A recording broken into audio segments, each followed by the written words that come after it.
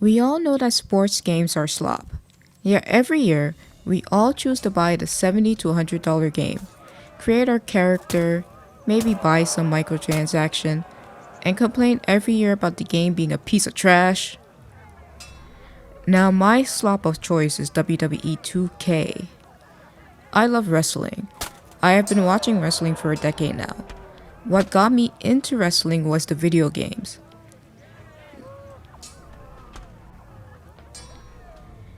So, the year was 2014, and a 14-year-old Jess was entering high school and wanted to play a game to fight out her frustration. So I walked to my local GameStop and bought THQ's WWE SmackDown vs. Raw 2010 because I noticed John Cena was on the cover, and I knew who John Cena was, as he was in the Fred movie. Needless to say, I fell in love with the game and wrestling. I not only got to listen to an awesome soundtrack, I could create my own character, my own finisher, entrances, play as both genders, use a WWE theme song as my character's ringtone in the Road to WrestleMania mode. In my opinion, no other wrestling game has topped WWE's SVR 10. Not WWE SVR 11, who added the ability to walk around backstage, talk to WWE superstars and divas in the backstage, and have backstage brawls. Not WWE 12, which has one of the best cohesive WWE story modes I've ever played. And for those of you saying about WWE 13 or 14, I unfortunately never got to play either games, and by that point I was cycling through playing Saints Row 1 and 2, Bully, WWE SVR 10, and the Harry Potter Order of the Phoenix and Half-Blood Prince game. I'm still traumatized by the actress who voice acted as Hermione, but all those games were fun. By the time I got another WWE game, 2K was in charge of the WWE games as THQ went bankrupt.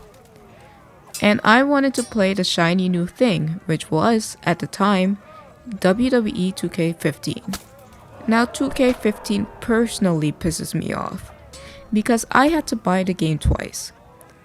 I was watching these WWE gaming YouTubers like Tubby Emu, Willpower, Pulse, or at the time, CM Pulse 3, Tony Pizza Guy, and all of them are playing a game that stepped away from the 3D animation style to simulation. I was unaware that the Xbox 360 version didn't have that My Career mode these creators were playing, so I returned to K15 and saved up my lunch and train money to buy WWE 2K15 to play the career mode. The learning curve of the THQ style to WWE 2K15 kicked my ass, and in the end, while I didn't enjoy that career mode, the game tried to recapture the charm of WWE SVR 11, but without understanding why it worked so well. But I do got to say, WWE 2K18 was way better than its NBA counterpart that year, with Be Fresh and Fresh Lettuce. If you know, you know. I think it's time I say why it's slop, because for the last 10 years, both WWE YouTubers and fans alike have been screaming the same thing for the last 10 years on what they wanted added to the game. For me, I want Create a Finisher back. That feature alone is enough for me to drop $70 on a WWE game. I won't do it. I always buy WWE games on sale, unless it's my birthday and actually worth the price. You get more bang for your bucks buying it on sale anyway. I still had some hope for the future of WWE 2K games. 2K16 and 17 continue to improve on that trend. They were adding things to those games.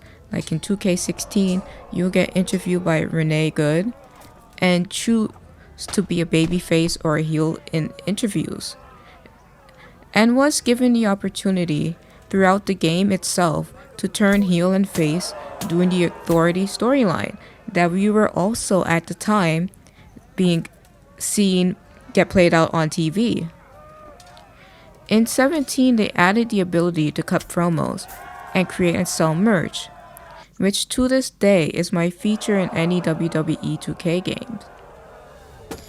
In 18, by that time, I lost hope. Don't piss down my back and tell me it's raining. Government. Don't. Other people want features like create a story, special referee mode, where you can play as a ref in a match, season mode, and more variety with the gameplay.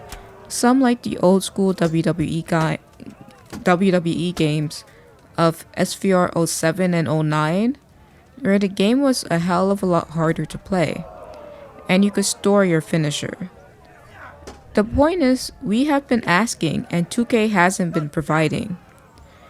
The career mode after 2017, 2K24 story was basically us replacing Cody Rhodes and finishing the story.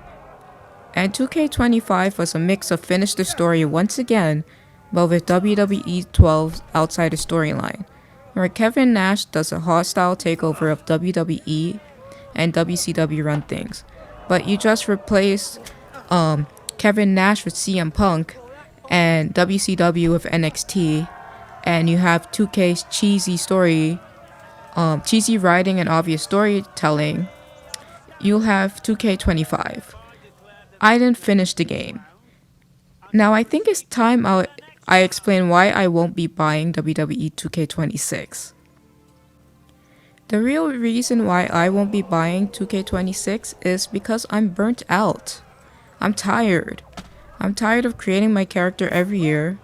I'm tired of having to sit down for 3 to 4 hours to give my character a moveset. I'm tired of the gameplay loop, not having any skill and feeling like a low-budget Street Fighter game. I'm tired of 2K removing features and matches that was in the previous game.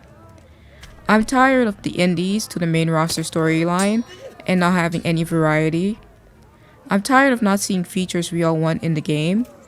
But most importantly of all, I'm tired of the greed. In 2K25, 2K added this new mode called The Island, and if you've played any of the NBA 2K games since 2018, you know what The Island is. The Island is basically an online-only mode where you have to spend microtransaction to basically have any fun. Now when I was 18, I would have loved The Island. Ironically enough, that is what I wanted 2K18 to be, because in NBA 2K, while the story was dog shit, having a whole neighborhood to run around in, buy clothes, and more was a dream come true. Now imagine that in a game I was actually good at, and as the saying goes, be careful what you wish for. The reason I have a problem with The Island is because it represents 2K's greed. Now this is just my theory and predictions for 2K games in the future. In a year or two from now, 2K will combine My Rise, also known as My Career, to The Island. And when the server shut down, you'll have to do it all over the next year, just like in NBA 2K. WWE 2K is slowly training WWE fans, especially the kids, to accept that this is the new normal for their games and force them to buy microtransaction. In 2K25, WWE 2K locked off items and character customization into the Island game mode. Not even NBA 2K did devs lock up the hairstyles, but you have to spend a buttload of money on microtransaction to buy hair and clothing to use on your character in the character creations. And WWE 2K has a community creation mode. Now for the past 10 years, people have created characters in the community creation suite that ranges from wrestlers to characters like Spider-Man. Anything you could possibly think of and dream of, they will make it and put it in that community creations.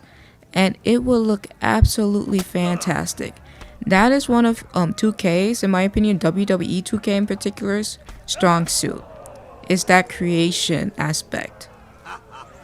Now 2K26 is going to have a battle pass, and it's also the most expensive 2K, so I won't be buying it. I'm slopped out, man. But you can't do this to me. I started this company. You know how much I sacrificed?